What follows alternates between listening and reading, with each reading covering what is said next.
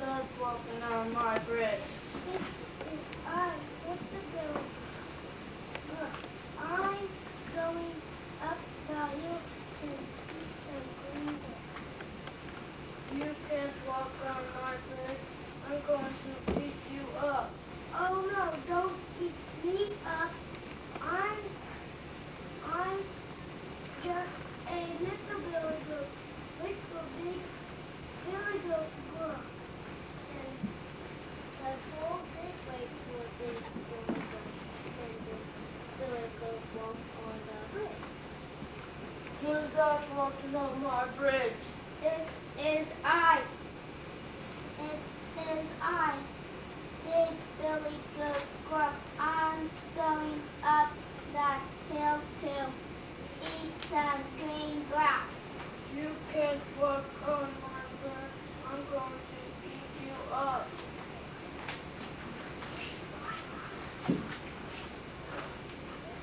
Oh no, don't eat me. I'm just a big billy goat. Wait for big billy goat.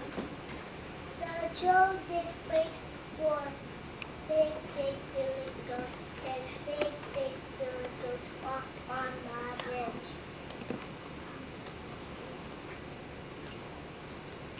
Who's that walking on my bridge? It is us, big billy goat. You are the one I want. I am going to eat you. Stand up on the bridge and compete at big butt. Billy goat butt. Big billy goat ran at the school. And down went the school from the bridge. Down. Now the three billy goats go up the hill to eat green rose. And there is no trail under the bridge.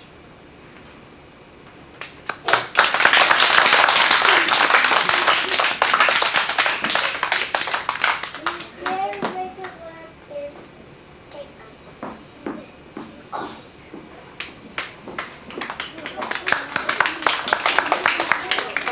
Very wicked two is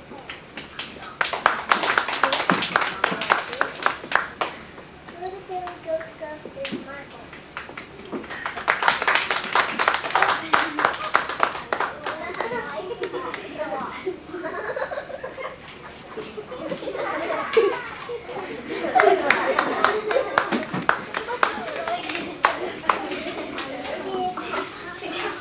Billy goat Gruff is Lorne.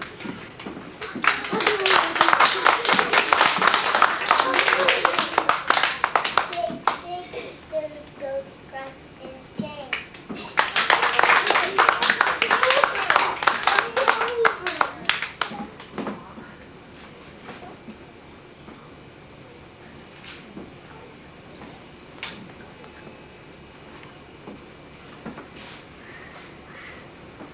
And the troll is JR.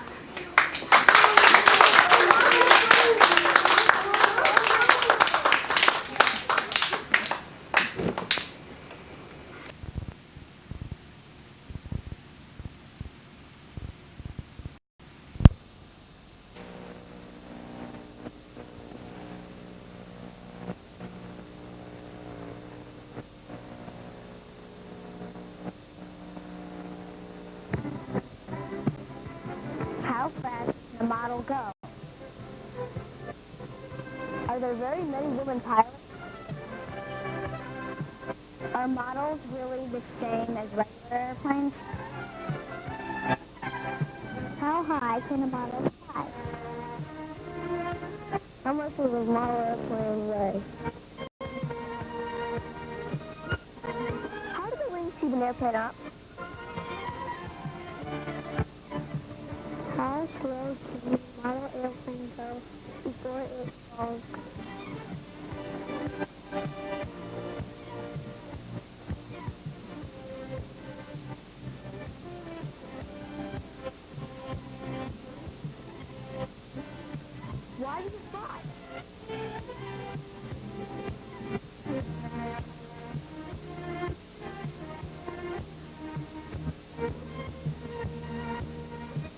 Since the dawn of history, the fascination of flight has challenged man's thinking. To be able to loose the bonds of earth and soar with the birds has occupied every period of time. Peering into the sky, following the graceful flight of the bird, man asks, how can I fly? With wings strapped to his arms, cloth bags filled with hot air, gliders, and a host of other mechanisms, man has attempted flight throughout the years. Some worked in a limited way, others failed completely. Early in this century, a new dawn occurred with a flight that lasted less than 15 seconds and traveled a distance shorter than the wingspan of a modern airliner. Orville Wilbur-Wright launched this new dawn on Kill Devil Hill at Kitty Hawk, North Carolina. 93 years later, we have witnessed Lindbergh's 1927 solo flight across the Atlantic Ocean, the space shuttle's routine trips to space and back, and many other amazing feats. To understand the elements of flight requires the knowledge of scientific laws and principles. But with that, we find other educational skills drawn into the equation. Mathematics, social studies, and even language arts plays a role in the wonder of flight. How can a simple sheet of paper, when folded in a certain way, fly across the room? Its dips and turns can help answer the scientific whys of flight. Beyond the skills of flying, consider the mathematics skills needed by Fred Noonan, Amelia Earhart's navigator, in plotting the course for their flight around the world. Think about the knowledge Charles Lindbergh exhibited as he faced storms during his solo flight across the Atlantic. Does reading about people such as Orville and Wilbur Wright, Charles Lindbergh, and Bessie Coleman help pilots today? Much valuable information can be gained as we read about the history of flight and even write our own thoughts on flight today. We can discover facts such as Lindbergh's transatlantic flight took 33.5 hours, and a model airplane has stayed in the air for just about the same time. Beyond the enjoyment we find through building and flying models, there are interesting and educational parallels between models and their full-size relatives. This group of 5th grade students would like to further explore the world of flight, and a great place to do that is at the International Aeromodeling Center, a 1,041-acre flying site located in Muncie, Indiana. Let's join this class as they try to answer the question, why does it fly?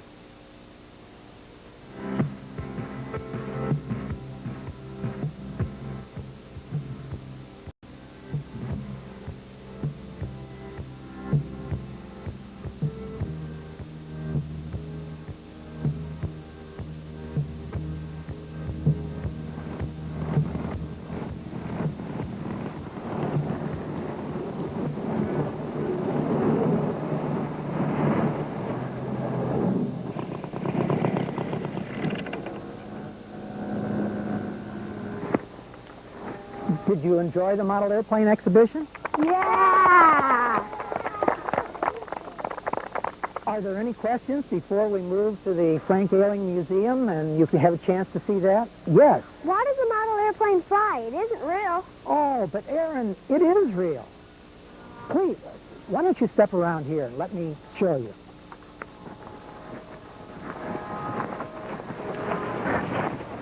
You can see it. Yeah. So we know there's one part of realness. Touch it. It's there, isn't it? Yeah. It is real. But it's not big enough to carry me. Well, but size isn't the requirement for realness. Let's think about it for a moment. Do you think that you could carry me across this runway? No. Why? Because you're too big. Do you think I could carry you across the runway? Yeah. Aha. Does that make me real and you not real? No. No, it doesn't. It does the same things in the same air. You saw it do loops and rolls and aerobatics. In the same air. It is real. Are there any more questions before we go to the Frank Ayling Museum? Yes. How high do the model airplanes go? That's a very interesting question. And if we go to the museum, we can find the answer to that. And I'm very certain that you'll be surprised to find out what that answer might be.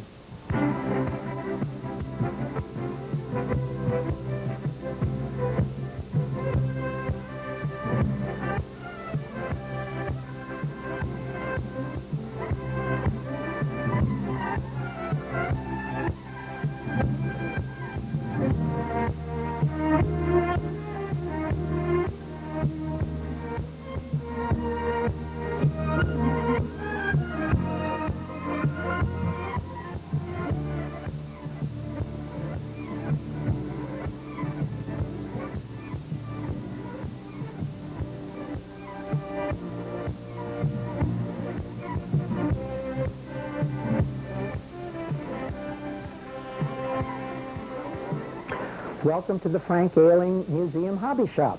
We've set this hobby shop up so that it looks like a shop from the 1950s. All of the kits that we have fit into a time frame either before that or now. Is that how much it cost back then? Yes, $2.50 back in that time, 40 years ago. How much would it cost today? Oh, it would cost 10 times that amount in this day and age. Jeez. Things have changed quite a bit since then. As the students explore the museum, many questions are asked. We will again join Mr. Bob Underwood as he answers some of these questions and helps us explore the world of flight. We have had an opportunity to wander around our museum and see many of the things that we have here. What did you especially like? The Red Scout airplane, it had a lot of detail. That is a model of an actual airplane that flew many, many years ago. A lot of work in it, yes. The boat pool? The seaplane, the plane that operates off the water. Yes, we can fly models off the water also. There are many things in here that are of interest. And what we're going to do in the next few minutes is to show you how model airplanes and full-size airplanes are intertwined. You have to understand that they share the same laws of science and physics. They fly in the same air. They can do the same kinds of things. And that's what makes them both real. Can anyone name a law of physics that might be involved here? Yes. Gravity. Gravity is one of them. That's correct. If we have, for instance, an object that goes up in the air, it comes down because of the law of gravity. But when I was in the 5th grade, many years ago, my teacher told me that what goes up must come down, just the way that coin did just then. But that's not true in this day and age. What goes up sometimes doesn't come back down. They're still out there. They have escaped the pull of gravity. We couldn't do that when I was in 5th grade, but we can do it now. All around us are model airplanes that bring all of those things to mind, including things like history, language, social studies, science, math, all of the things that we're involved in that make our lives meaningful. The Academy of Model Aeronautics is almost as old as I am, but models have been around much, much longer than that. People hundreds of years ago, people like Leonardo da Vinci, had models and were able to, in some cases, actually make them fly. Let's use this as an illustration. Everybody recognizes this. Altogether, this is a space shuttle. It definitely is a space shuttle. And I'm sure you'll probably say that this is a model of the space shuttle. Wrong. It is not a model of the space shuttle. It is the space shuttle. Now, wait a minute, you say. Wait. How? That's correct. The ones that are flying now are larger versions of this one. Because when the scientists determined they wanted to try to blast something off into space and have it return and land just like a regular type of aircraft, they built this particular spacecraft and they mounted it on the top of a model of a 747. They flew it up as a radio-controlled model, and once they got it up there, they released this. They let it come off of the 747, and they glided it to the ground. They did it time and time again until they developed the concept of the space shuttle. This is the original space shuttle. Really? The ones flying now are just bigger versions. Okay, let's have a math lesson. There are a lot of them around us in how the airplanes were designed and even how they flew. For instance, we have Maynard Hill's altitude record airplane. How high do you think a model airplane might fly? Yes. 1,000 feet. About 25,000 feet. 25,000 feet? That's a very interesting number. Very interesting number, because the altitude record for a model airplane is just a little under 27,000 feet. How high is that in miles? Oh, pretty high. Yes. 5. 5 miles. 5 miles high for a model airplane. A lot of people always ask, how could you see it at that altitude? And that's there's a very good answer to that particular question. Maynard also has records for duration, and he's been able to fly his duration airplane over there for 33½ hours. That's a day and a half that he kept the model airplane in the air. During the entire history of flight, man has fashioned small versions of his flight machines. These were used to test his ideas of why they fly without risk to life and limb. Even in our advanced scientific world of 1996 models are still used. This works because the same principles of flight, lift, thrust, drag, and gravity apply. Indeed, the world of aeromodeling can be used to investigate the entire world of flight. While models may not be large enough for someone to fit inside the cockpit, they are real nevertheless.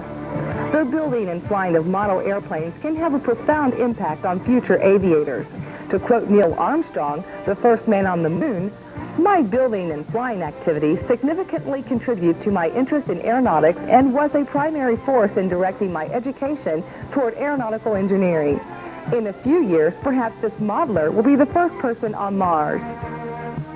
For more information about aeromodeling or educational materials, contact the Academy of Model Aeronautics, 1-800-I-FLY-AMA, 435-9262.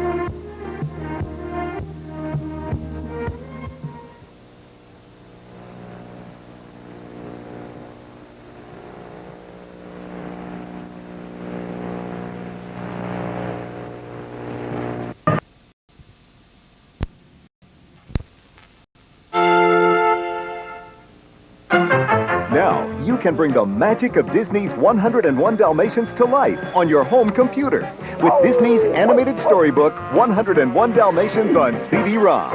With the click of a mouse, you can read along. Mom and Dad took their human pets for a walk. Learn new words. Deceived. Hoodwinked. And hear them defined with the magic of poetry. A park is a place with trees and grass, back and forth for people passing. You can even sing along with 6 fun songs. There are also 4 interactive games with multiple skill levels for hours and hours of fun learning. Great match! It's time to get my fur from those little dogs. And you help foil Cruella's plan. Take it! And bring the puppies safely home. Disney's animated storybook, 101 Dalmatians. Available on Windows and Macintosh CD-ROM.